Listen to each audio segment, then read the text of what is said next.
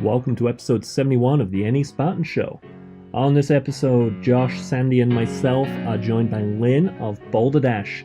We also talk about the recently defunct Bezerker Race League, Spartan Race, and Tough Mudder's boutique obstacle course training gyms. Enjoy the show!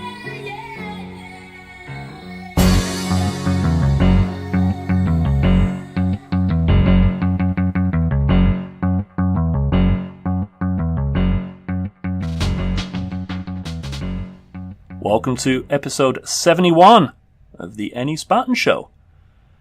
Hello. Long time no talk. And we have a special guest this week. We have Lynn Hall from BoldrDash down in the deepest, darkest Rhode Island. Hi, Lynn. Hello. How are you guys holding out with all the weather down there? Yeah, it's messing with us. Yeah? Yeah, More to definitely. We lost power. I lost power at my house for 3 days. So it literally just came back on this morning. And we had part of the course set up, and I think 4 trees fell in it. Oh. That makes it interesting. Well, trees are fine. We can climb over trees, right? Yeah, those are just more obstacles. Yep. We actually limbed 4 trees in another area. Okay. These, though, I guess I shouldn't say trees, pieces of trees. Yep. So we need to get, but they were huge. So we spent Sunday getting rid of them. So it's all cleared again.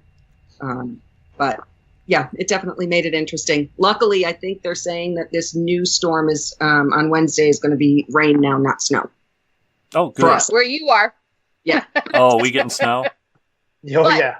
We can't say anything because up here in New Hampshire, we got virtually nothing of what you guys have been dealing with. Same. So fair is fair. Yeah.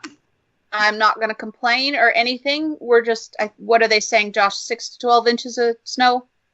You haven't checked the news recently, have you? It's now I up to have not. 14 inches. Oh, yay. No kidding. That much? Yeah. Wow. Yep. Out here in central Mass, I got an awful lot of rain, some high winds, but no damage, no power outages. It was nice. Yeah, ditto for us here in New Hampshire. Well, southern New Hampshire and central, not the coast. So for those who don't know, Lynn is the owner of BoldrDash, and BoldrDash has a race coming up, WinterDash. Yes, we do. And that is, March 18th, so at time of recording, that's just under 2 weeks away. And the venue is somewhere in Rhode Island. Where in Rhode Island is it? It's in Exeter. It's called Canonicus Camp and Conference Center. So it's sort of the southern part of Rhode Island. Okay. Now, is this a venue, you've used this venue before, right? So the one you've been using for a while for WinterDash?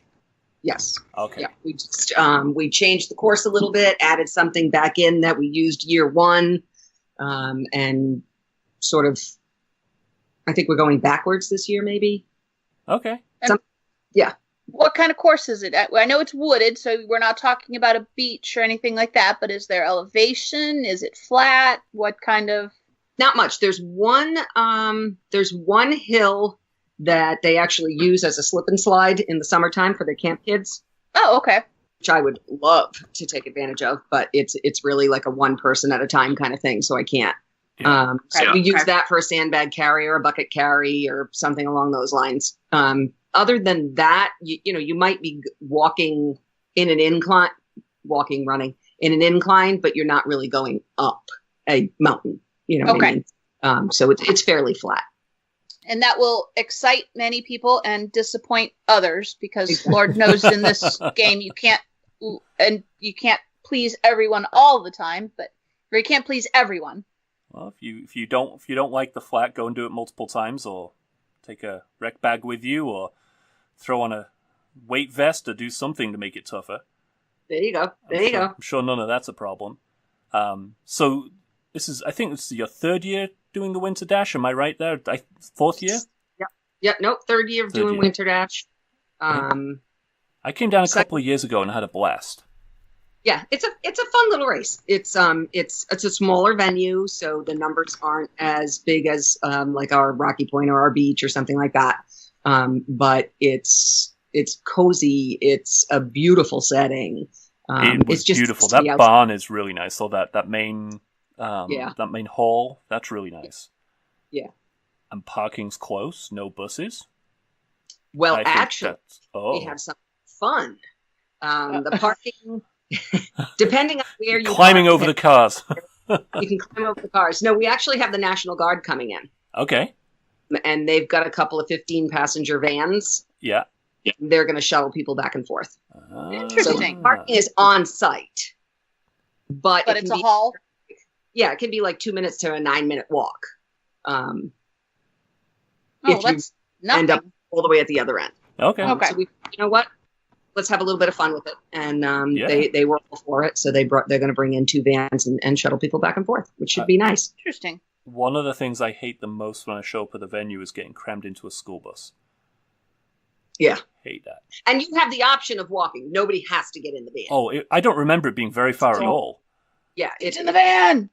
But if there's sorry, I promised myself I would behave tonight, but apparently I'm not going to. For everyone who missed the pre-show, Sandy is on drugs tonight. Actually, okay. Prescribed, legal, thank you. Thanks. Yeah, you have to preface that. Jeez, she doesn't not want at that all. reputation. I'm not prefacing anything. Actually, we should have prefaced this show by having you apologize for something that you did earlier today, Paul. Yes, Paul. I don't know anything.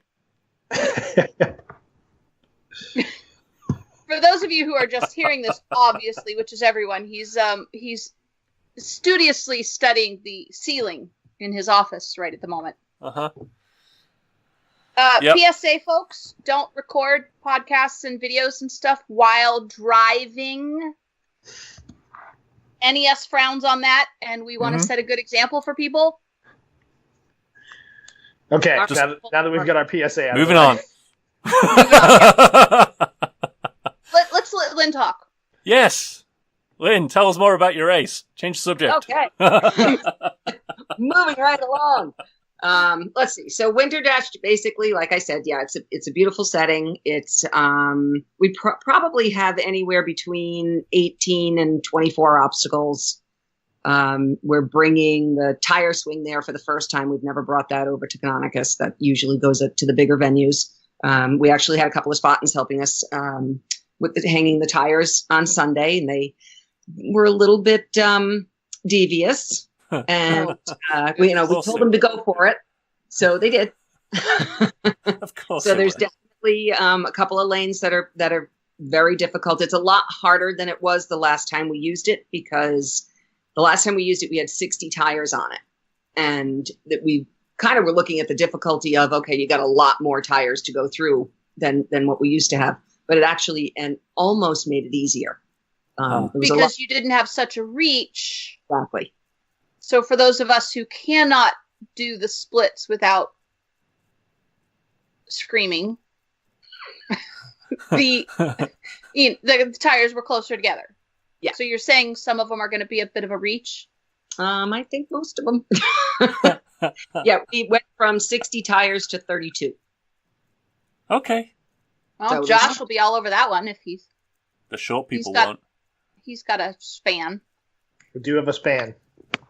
The short people will complain. Be prepared. Yeah. There's in the middle, they're close enough together. Do you know what I mean? Yeah. And towards the outer side. So basically the volunteer there will be directed to just tell people, if you're looking for a challenge, go to the outside. If you want to, just get through it, go through the inside. And there's no specific lane. So you just find the next tire. Oh, cool. I like that. So it's a big jumble. Yeah. And this is a race local race, and I'm assuming multi-laps are permitted, encouraged. Absolutely. Although you're jumping in and out, but I think you just asked me if we're doing multiple laps. Oh, yeah. Yes, absolutely. Yep. And everybody gets a medal after every lap. Wow. So Cool. you get as many as you want. Very cool. And you'll earn points in race local for doing that. Yeah, we have a like you said earlier, we have a building. We moved out of the smaller building, even though I loved it. It was a log cabin the time that you came, Paul. Yeah, had a big open fireplace, right? Exactly. Yeah. Unfortunately, it's too small as the race has grown. So they do have another building, and we used it last year. And the nice thing is there's multiple rooms in the new building. So we've got a big open area with tables and can play music, and registration can be inside and all that kind of good stuff. But also there's enough for some privacy for the Spartans because they have the biggest team. So they get their own room. Oh, awesome. Which is Nice. really cool. That's really cool. Thank you. Welcome. Now, what does 2018 hold for BoldrDash? What are the races now? I noticed that this year you're trying this really unique idea with 3 medals and a thing to put them in. I love it. Yes. Yeah. Yeah. Let's just hope it comes through. Oh no. It hasn't actually been developed yet. Okay. No, we're trying. We're working on it. It's hopefully you'll be able to put 3 medals inside, or if it has to be, it'll be 1 medal, but you'll see all 3. So it may be in pieces and with magnetized, or it might be just one big medal that shows all 3 logos from each event. Okay. So Cool. yeah, the second event's the color run in May, and that's pretty unique. I don't think anybody else is doing that in this area anyway. So we're mixing a color run with obstacles. Very cool. Yeah, I haven't heard of anybody anywhere doing that. Usually it's one or the other. So Yeah, no, I don't know. I don't know I've run into anything doing that. Yeah. Okay. So yeah, a little bit different. Last year we did the color run for the first time, Color Me Bold, we call it. And we ended up with severe weather, thunder, had to pull everybody off the course, do an evacuation. So yeah, that's not going to happen this year. We're going to have a nice, dry, warm, beautiful day. And we're going to have a blast. No evacuations. No evacuations. Yeah, it was terrible. But those poor people, they had colors just running down their faces. Made for some pretty cool shots, though. Totally different from anything you'd expect. And then the final race is later in the year, right? That's the more traditional obstacle course race. Yeah, we're going back to Scarborough Beach. Okay. So that'll be the big one. That's the one that we bring out most of the obstacles for. Like I said, Color Run will have a few less than WinterDash. And then we'll bring out the big guns when we go back to Scarborough. And Scarborough's got about a mile of beach, and you go down one way and then you come back. So you're running in the sand quite a bit. That's always fun. Yeah. So it's flat, but you've definitely got the resistance. flat, but running through sand. Yeah. Yeah. Yeah, running in sand is no fun. So we got a lot of people bringing their kids into Race Local this year. What's the minimum age on I guess on WinterDash is the first one to come up. Do you have kids races? Do you do like family waves or anything like that? Yeah, we do kids and family waves towards the end of the day. Cool. WinterDash tends to be an earlier day, so I think they're around 11 that the kids and family are racing. And since 2016, I think we actually merged the kids and family waves. We used to do a separate course for them, and they'd get about a mile and a half. And we tried it in 2016, I think, at the beach. No, it wasn't the beach. Well, anyway, we merged them onto the adult course. Okay. So they're actually using a piece of the course. And if the obstacle is, say, 12 feet tall, or like the cargo net has 12 by 12 instead of 9 by 9 is usually what I use for the kids, there's an option there for the kids. And when I say option, I mean they have to do that one. Yeah. you know, just for safety. You don't want 6-year-olds 12 feet in the air. Yeah. Yeah. No, we don't want kids 12 feet in the air. So we'll just have something else on the side, and that's the green lane for the kids, and then the orange lane is for the adults. Very, very cool. Yeah, they'll do that at WinterDash. And of course, I assume registration's still open. When do you shut the online registration down? Online, because we don't do timing for this one, we can go almost right up to race day. So we're going to do I think it's March 14th, the Wednesday. Cool. Okay. Okay, so the 14th for the race on the 18th. Yeah. Okay. It just gives everybody time to do their downloads and get everything set. And, Mm-hmm. we'll have event day open so people can come and do it then. But this way here we can get all the back end stuff done. That's awesome. And what year is this for BoldrDash? How many years have you guys been putting events on now? It's got to be, 9 years? 9? Oh. No. Is it 9? 2000. Right, so 2000. 13, 14, 15, 16, 7. 7 years. 7, 9. It's the same thing. Feels like it after a while. That's awesome. Cool. Well, if you haven't got registered, now's a good time to go do it while you listen to the show. 8 years? Okay, I can't count. Cannot count. 2018. We started in 2011. So yeah, so it's 8 years. This is our 8th. This is 8 years. Yeah. That's pretty good innings for the OCR scene these days. There's not a lot of races that can say they've been around 8 years that, beyond the hugely funded megacorps, right? I don't know how many there are. Say so. Yeah. I don't know. I'm trying to think of, there were a lot of names that were out shortly after we began, and they're just not. Don't exist anymore. Yeah. Ruckus, Renegade Playground Challenge. Yeah. A whole bunch of them. Battle Frog. Yeah. That's awesome. What's that superhero one? Superhero Yes. Scramble. Superhero Scramble. Yeah. Yep.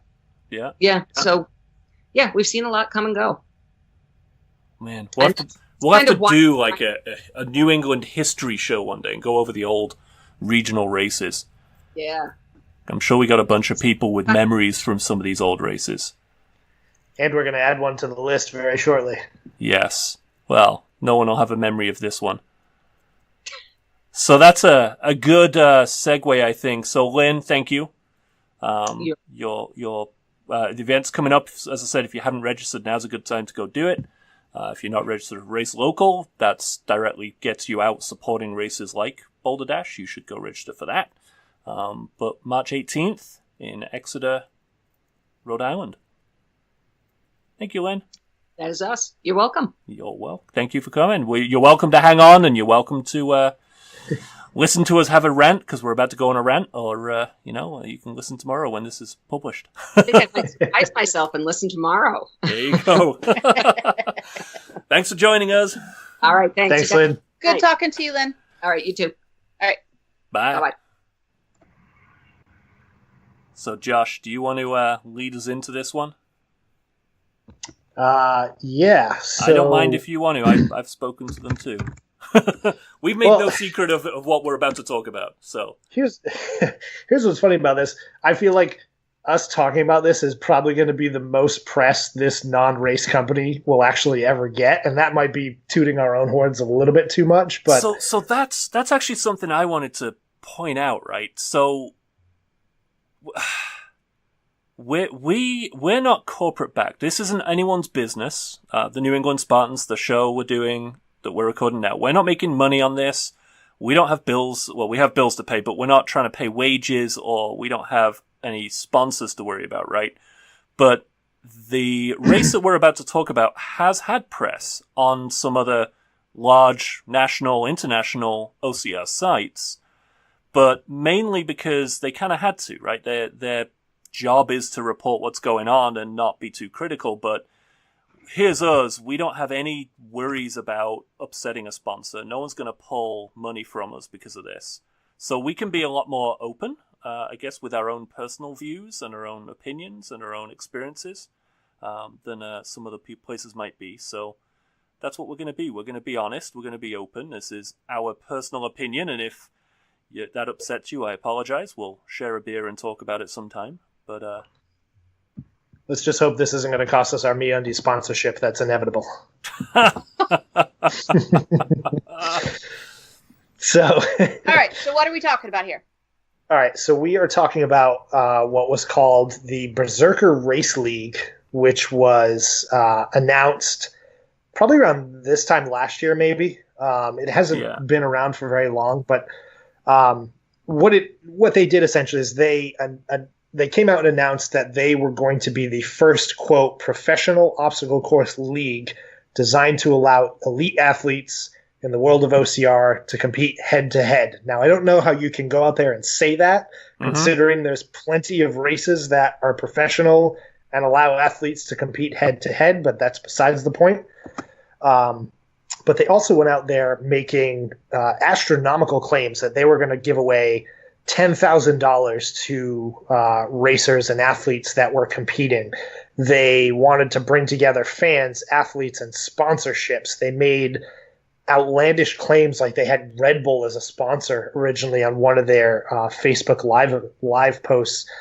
And really from the beginning, you knew right off the bat that this one was kind of full of BS because their webpage was full of just stolen photos. They obviously Google imaged like obstacle course racing Mud running. And just picked a couple of pictures off, and I went and I looked and magically through Google image search you could find that these were pictures stolen from other sites. And so they made a claim that they were going to do an event at the Songus Arena in Lowell. Yep. And they had this weird graphical representation of what looked to be a side-by-side gimmicky little obstacle course with balances and a wall and tire runs. And, it was, of course, lowest bottom dollar. And it was run by, and I don't even know the guy's name, to be honest, but it was run by just a character who made it seem like he was a head honcho in all of obstacle course racing, when in reality, nobody knew who he was at all.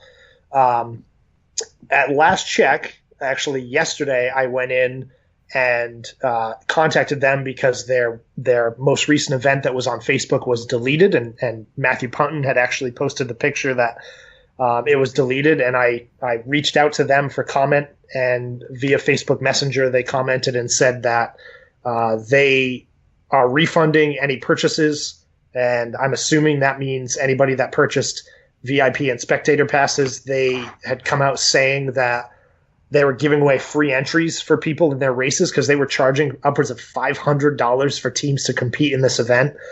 And if you go and check their website now, they actually took their website down. So I was just looking for their social media profile on Facebook, and it's gone. Yeah, so they are essentially closing up shop, and they I don't know if they had got in and partnered with like that other YouTube, OCR breaking news group. And yep. I know they did an interview with Brian Turcott. He was talking about it a little bit because I know he was part of it. But their website had a bunch of teams listed. Most of the teams were of people that were very close to the organizer of the tournament. So I'm assuming it was just friendlies that were saying they were going to go and race. But the long and the short of it is, you can't come into this sport and claim that you're going to do something that nobody else has with no backing, no marketing presence whatsoever, no experience on your staff. I don't even know if they had a staff. It was really just one guy doing a terrible Facebook Live broadcast every week or two, and expect to have people just bow down to you and oh my God, you're going to be the next big thing. They tried to rope in all these people and tried to convince us that they were going to be something that they weren't. And lo and behold, less than a year later, they're closing up shop, obviously, and it seems like they're just, about to go away and poof out of existence, even though they never really earned existence before. Well, I think this is one of those things we've seen a lot in the OCR space. I mean, if you go as far back as 2013 or 14, it was easy to spot the races that were biting off far more than they could chew, because they would do things like publish lists of cities they were going to be in with no planning and no plan on how to get to those cities, which the Bezerker Race League did. So I spoke to this guy really early on when he first started emailing, and he was trying to kind of get a foothold in the New England scene.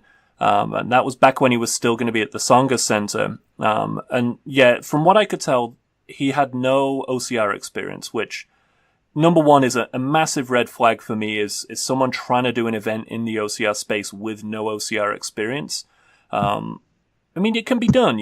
We do have some race directors who don't run a massive amount of races, and that's fine. But he didn't appear to have any.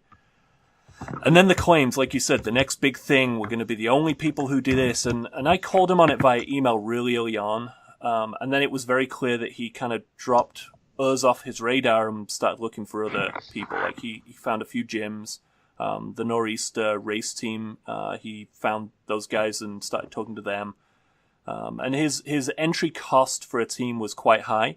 So not too long after we first spoke, all of a sudden, if you were a race team, there was a special period of time where you could register your race team for free.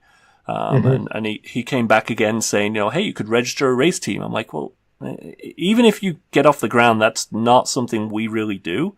We're happy to get into it once you have an event for us to come to and you've shown that you're going to do something, but it's, I don't know. I mean, we've been around the OCR scene long enough to spot these things a mile off, and yet still people get caught out by them when they happen. I thought we were long past the time where this kind of stuff could keep happening. Yet here we are, late 2017, early 2018, and one lands right on our doorstep. Well, you have to. Sorry, go ahead, Sandy. My only question right off the top of the bat is, do we know that anybody actually spent any money on this? And I mean, by anybody, I mean, did anyone pay for a registration? Because we know they were giving some away for free. Did anyone pay for, spectator pass or anything like this? Because we've talked about several races that seem to be out with the intention of cheating or fleecing people and taking their money and running. Whereas this, I'm not sure that we have that kind of an impression. I know. I think it's probably worth being very clear. I'm not accusing the guy that set this up of any kind of malicious intent. I think he bit off far more than he could chew, and didn't realize just how tough a nut the OCR scene is to crack. And when I looked at their website the other day, they announced, we have our 8 teams that are going to compete, and those 8 teams consisted of very friendly names to the person who was trying to organize this. So I am guessing that nobody paid that $500 for their team registration because maybe there were a few spectators associated with some of the teams. Yeah, and if people did purchase that, again, when I reached out, and I think we'll be hard pressed to actually find anybody who even purchased a VIP pass or a spectator pass, but their claim on when I contacted them said all refunds have already been made. So if you're out there and you're listening and you bought a spectator pass or a VIP spectator pass, which mysteriously they had no determination between what was VIP and what wasn't, that should also be a pretty red flag for you. One of them makes you feel very important. Right. Yeah. You can say I'm a VIP. I don't know what that does. Were they planning on giving exclusive access to athletes? I don't know what they're planning. This, from the get-go, it was, and I don't want to say I was almost like hoping for this to fail, but I was hoping for this to fail because it was just so blatantly obvious that they had no experience in this field whatsoever, and that they had no interest of taking the opinion from individuals who were in the field for so long. So it's a nice little, how do you do for them, and maybe a wake-up call, but who knows, they're probably on to the next thing already. So and there'll be another one just like this coming along, somebody with a big idea who seems to think OCR is some kind of cash register, cash machine. And it's really not. It's a difficult scene to crack. It's a ever-changing scene. The OCR we have today is not the OCR I had even 2 years ago. Totally different world, totally different race types, different athletes. I think that the days of the boom where everybody was trying one of those mud run things has probably gone. Everybody's done one. And the people who are here to stay, or not, as it is. Yeah, and they're more loyal than ever, but 2, they're also more savvy than ever, right? People aren't going to be pulled over by just the name of a race and an idea. People now, there's resources for people to look into products, and we're not, it's not like Rebel Race where they got popular because it just seemed like the next big thing because we didn't have any other options. Now the big names are out there, and people aren't going to be fooled by gimmicks, essentially, which is really all this tournament was a big giant gimmick. So that's that. Good riddance to them. RIP. Sorry it didn't work out. Maybe next time. So let's talk about some of the Another big gimmick. names. Let's talk about another gimmick on a big name.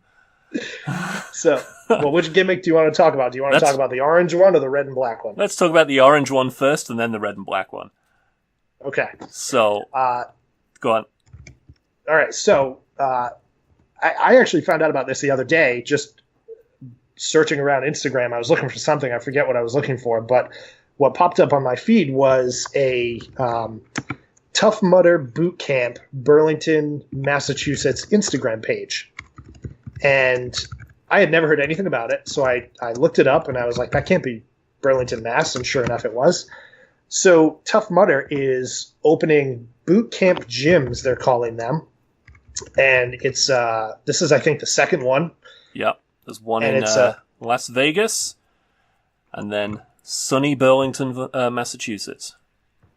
Sunny Burlington. So it's a boot camp style gym. Think of a CrossFit box to an extent, where you've got the typical active workout type stuff, exercise balls, ropes, all the fancy stuff. But they're doing things a little bit unique. So they have the gym itself built up, but one thing I saw them offering that I haven't seen anywhere else is they are offering class drop-in packages that also actually include a race registration with it as well. So for $200, you can get, I think it was 10 drop-in classes to this Tough Mudder Bootcamp gym, as well as a race registration, which isn't a terrible deal if you think about it. That's actually a really good deal, because I know I used my season pass to register for, I think 10 or 11 Tough Mudders today. And they were averaging, $150 for a Saturday and $130 for a Sunday. So I'm looking at their website right now, and you can pay $200 for 20 classes and a Tough Mudder event ticket, $50 for 10 classes, so $5 a class, and then $100 a month for a Founders Unlimited membership. And when I look at, I'm on their website now, I look at the workout, they talk about how they are reinventing the gym. They got rid of all everything inside. This is not an indoor jungle gym. There are no obstacles. It's just functional fitness. The very next photo is a bunch of people on rowing machines. So it's it's just a boot camp style, CrossFit style gym. Yeah, and actually, I'm looking at it now. I was incorrect. It's actually a 20 class pack plus a Tough Mudder event ticket. So actually, that's really not a bad deal at all if you think about it. No, it's an amazing deal. But then you look at some of the everyday costs, and you're right. I mean, they get upwards of $160 a month for unlimited monthly recurring classes, and these boutique gyms. They cater to obviously a higher income individual, but also I think they kind of cater to people that don't know any better, because you're going to go to one of these gyms and get the same workout you could do at a workout world, for instance, right? But the idea is it's the CrossFit mindset. You've got people around you that are doing the same thing. You've got the very active, very motivated audience around you. You've got what I'm supposing is going to be very active and flamboyant trainers that will be in there. So it'll be interesting to see what they do to kind of take off with this. I signed up for email alerts. They had something about signing up to be part of like the beta classes, like I'm assuming they'll probably invite people and give away a few free classes and have people drop in and see what it's like. But I'm kind of interested. You didn't want to show interest in owning a gym, because this is all a franchise and they will happily franchise you. And that was the thing I wanted to say next is I'm pretty sure, because I've seen Tough Mudder advertising, do you want to own a piece of Tough Mudder in the form of a gym? So it sounded all along like these were going to be franchises. Yeah. So these are not Tough Mudder owned. I think Tough Mudder can provide you with the business plan. They can provide you with the some of the resources, some of the standard marketing that you can then take and just simply plop in your own address and such for. But all your typical things that a franchise comes with. So what do you think? Is I mean, if you look around, there's some of the successful franchises out there, right? The one that I see most right now is 9 Rounds, because someone in our team just opened her own 9 Rounds gym and appears to be doing really well with it. But is a franchised Tough Mudder boutique gym the next 9 Rounds, the next CrossFit? Is there a market for this? Well, I mean, I guess that remains to be seen. It's interesting that their first 2 areas are Las Vegas and Burlington. I don't think you can have a more, yin and yang release date. And and I think drop it into a place like Las Vegas. Sure, maybe you capitalize on that sort of high end, fancy fitness type look and feel, like the Orange Theories of the world, and so maybe there's a place for it, but you are painting yourself into a very tight corner when you're charging $160+ a month for a membership at a gym like this. So you may be able to get people to go into like these 10 and 12 week training programs if they're for first timers and they're leading up to doing a Tough Mudder event. But I would struggle to see these succeeding in the long term. I mean, Spartan tried this at the gym in Miami, and they've pretty much already walked away from that. You haven't heard hide nor hair of them actually promoting it or doing classes there on a recurring basis. It's still there in a hotel in Miami, but their focus now is more on the SGX piece and the obstacle training piece and doing their open houses before events. And I think that's their sweet spot. You've got an audience of people who are already interested in your product. You're going to cater to them. I don't know that Tough Mudder Boot Camp is going to take off. Now, I would love it to be wrong. I will say I was at a workout at Epic Hybrid Training in Fairfield, Connecticut this past weekend. And similar, boutique style gym, but they actually had a great setup. They had 3 or 4 very active trainers on hand. They did station-based workouts. So it was a 45-minute workout over the course of 8 stations. You did kind of 4 rounds of it, but it was super, the trainers were definitely right in your face, but super motivational. Everybody was super positive. They did a walkthrough of all of the trainings.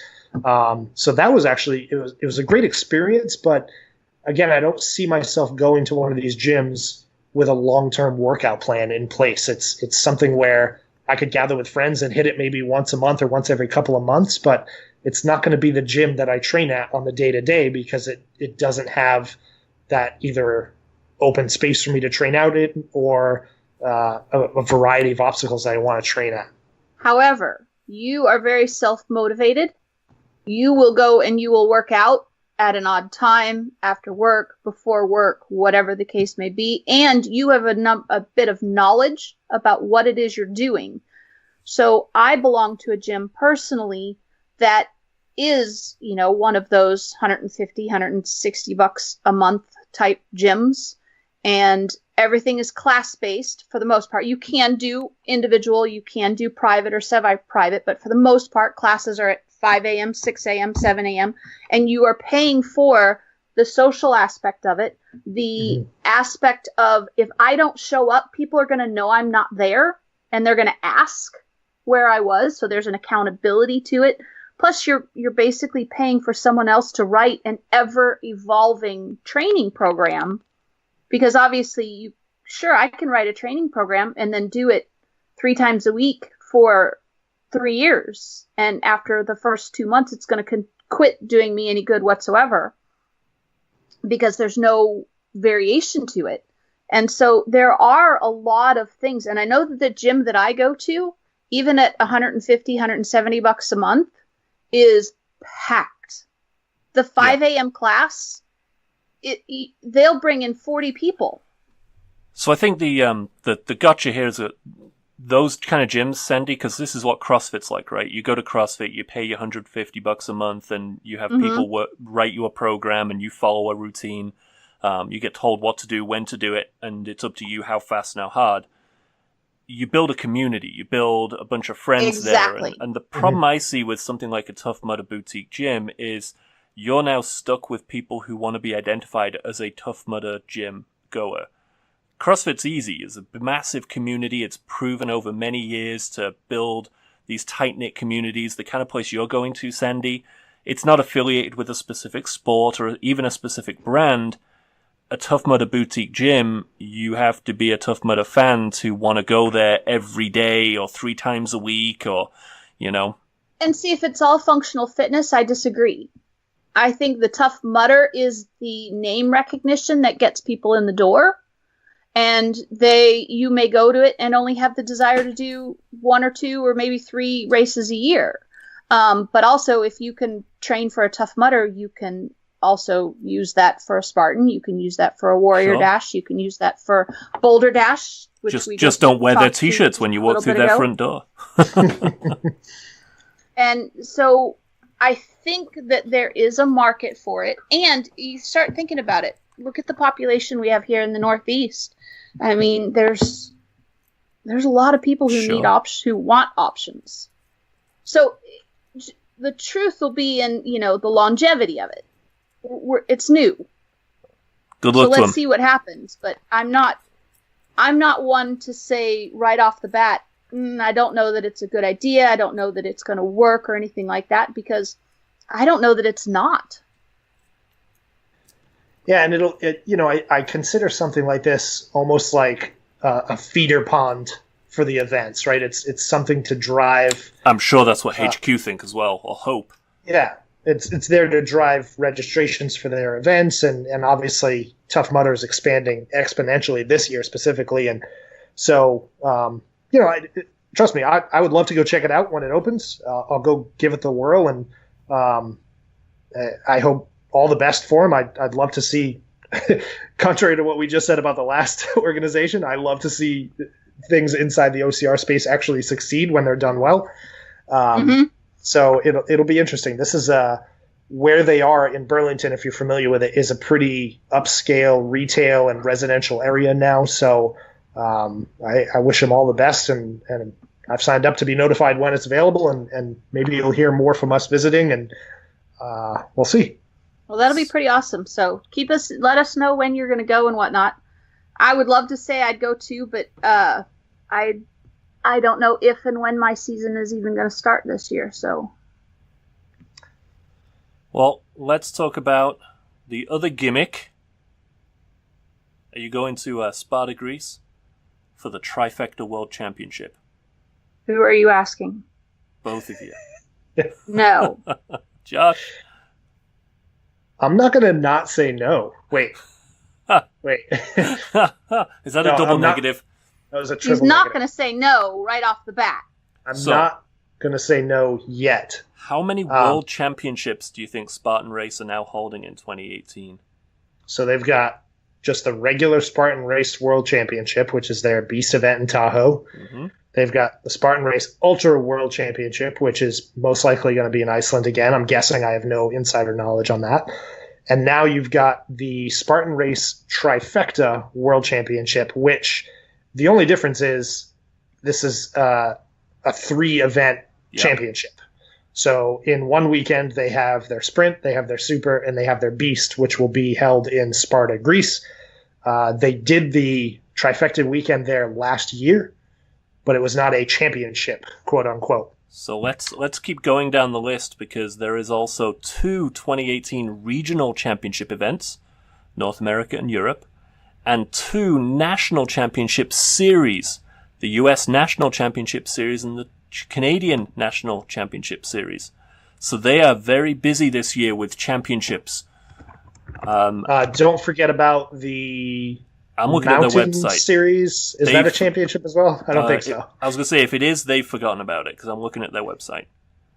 But the one we're looking at is the Trifecta World Championship, because that's the newest. And the premise is, it's only open to people who already have a Trifecta from 2017 and the rest of 2018, or the 2018 up to the date of the race. It's a 3-day, 3-race championship, and my understanding, I didn't really understand it when I wrote it, but when I read it, I guess it's a sprint, a super, and a beast, Friday, Saturday, Sunday. Your sprint and super times are going to be used to gauge your start time for the beast, and the overall winner is your winner is based on your overall time on all 3 races. So you don't win this by finishing the beast first. You win this by having the best time across all 3 races. And the faster you do the first 2, I guess the better your start time is for the beast on Sunday.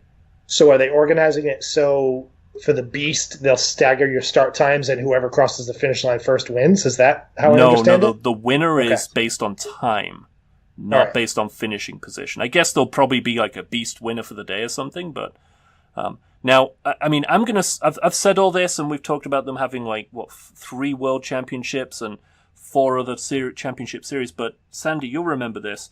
This is the company that couldn't figure out if you had a trifecta or not, and couldn't figure out when they should get, how many medals they needed. Like, coordination and organization is not Spartan's strong suit as a rule. As a rule, that is correct. How the hell are they going to pull off even the 3-day series, never mind 5 different other races, championships of some description? I find it crazy that there's so many for a race that's stated mission is to get people off the couch, that they're sinking so much time, resources, and effort into championships and championship series. Yeah, and I wonder, we've seen so many iterations of race events. Is it diluting the product, or is it diluting people's achievements? So now I'm seeing people out on Instagram claiming I'm number 1 overall in my age group in the North American Championship Series, and I'm mountains, right? And they have a stadium series one too that we didn't even mention. Oh, that's right. I'm number 1 in the 50+ age group for the Stadium Series Championship World Rankings. It's a super it's overcomplicated. And let's be really clear as well, right? This Trifecta Championship, it's really nothing more than a destination race. It's no different to the Hawaii Trifecta Weekend or the Cruise or Iceland or Greece last year. Yeah, they're using the championship piece as the hook to get more people to go. It's capped at 3,000 people. There'll be an awful lot of locals and Europeans coming to it because it's much easier for them to get to, I'm sure. They, of course, will have a travel agency on hand ready to help you with all your coordination if you need. So it's really just a destination race, but are they diluting the whole championship thing by putting a destination race on the end? I mean, like we just had Josh on the podcast the other day, and he's just won the Iceland race, which effectively is the same thing. It's a destination race that they used the draw of a championship to pull people in. Is that bad? Is that just business? I mean, they need people to go. Is this just a way to hook people in? I would love to be able to answer that, but I don't. I have no idea. And I'm trying to look up the results last year, because last year I don't recall them having a very heavy list of big names that were at their event last year. I know Faye Stenning went. She's kind of one of the premier Spartan athletes, obviously, and I know she won, if not all the distances there, probably a good chunk of them. But I don't recall. I can't even find it because their website is just infuriating to find past races on. And that's assuming this is even on there, because it wasn't a prime North American Spartan race. Right. So, I don't know. People, if anything, the Spartan community is very vocal, and they're vocal in support of things that Spartan do, but they're also critical, and I think they're fairly critical to a lot of their stuff, because, again, we're a pretty savvy organization of weekend warriors at this point, and we know what we like, and we know when companies are doing something stupid, and we voice it. Because if anything else, obviously, social media has given us a voice, and we choose to use that voice to bitch about things that we like and or dislike. Well, and the reason we're so vocal is because we give a shit, and we want it to be successful. Right. And when you see a race that does something that looks ridiculous, like Bezerker Race League, you look at it and you think, that's just never going to kick off. You are vocal and you are passionate about it because we do care about this. I mean, that's why we've been putting so much time and effort into, the community and going to races and training, and maybe not training. So I just caught something else on their website that I totally forgot they had announced in the last week or two as well. They're also doing an obstacle challenge tour that is touring the U.S. at different venues, and it remains to be seen what that even is. They're talking about short course obstacle challenges at local gyms. I know the one here in Boston on June 24th is going to be at Ultimate Obstacles, I believe. And so none of these are with Reebok. None of them are with Reebok. So maybe they are just to a point where they don't have a huge national sponsor, so they're just casting a super wide net to try and see what's successful in 2018, and then maybe they hone it down in 2019. The problem with that is now you've created all these things, and if you start eliminating them, people get pissed because people care. Right, you're going to start taking people off, and people are going to start turning on you because how dare you take this binky away from me that you gave me for the last year and now I don't have. So I'm going to say something I think we've said nonstop for the last 7 or 8 years. If you see something you want to do this year, whether that's a Spartan race, whether that's a local event, do it now. Don't sit there and go, oh, I'll do that next year, because the chances are really high it's just not going to be there next year. And if you don't go and support the thing you like, it's not going to be there. Get out and go and support these races. Go and support Shale Hill and BoldrDash and Spartan and Tough Mudder, and get in the Tough Mudder boot camps if you think that's a killer idea and you want to do it. Don't say I'll do it next year, because it almost certainly won't be around next year if you don't. Is that fair to say? Is that a good place to end tonight? I think that's a fair thing to say. And I think it's the same, it goes along with the same thing we've been preaching, as you said, all along, is that if you don't support it, it doesn't stick around. Use it or lose it. So what does everybody have coming up before we bail out? I unfortunately have nothing coming up other than recovering from nerve damage and a herniated disc and a lot of fun from a fall on the ice. Oh, Sandy. Rest and relaxation is on your menu. Yeah, my entire first half of my year was changed in a matter of, about 2 seconds. Rest, sleep. And make Vince shovel and go outside on Thursday. Oh, poor Vince. A shout out to my husband. Oh my God, talk about an angel.